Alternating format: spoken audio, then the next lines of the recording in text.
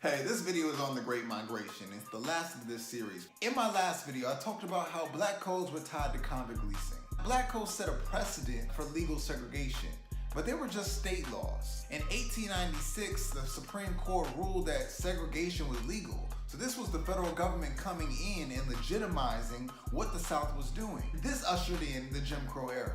Now, Jim Crow was simply doing what the South was doing for the past 2 decades, right? We're talking about labor exploitation, sexual assault, domestic abuse, disenfranchisement, incarceration, lynchings.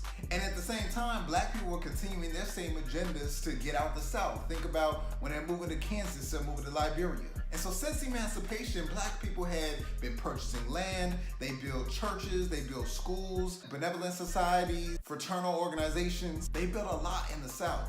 But for many, life was very precarious. So on their own time, and many during World War I and II, moved out of the South into urban cities across the country.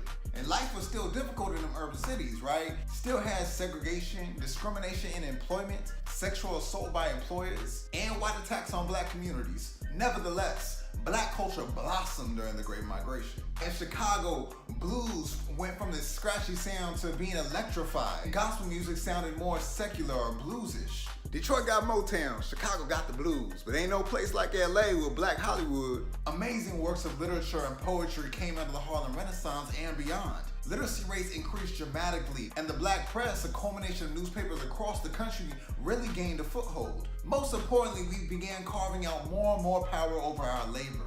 A lot of instances, black people got to these cities by train, and these trains were also one of the single largest employers of black people.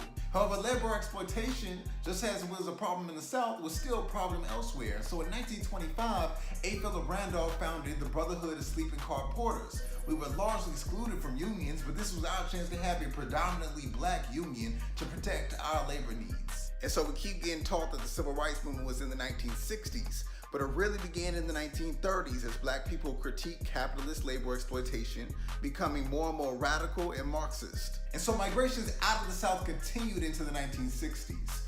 But the familial connections between the South and regions across the rest of the country didn't evaporate. I mean, a lot of us have our family reunions out of the Great Migration.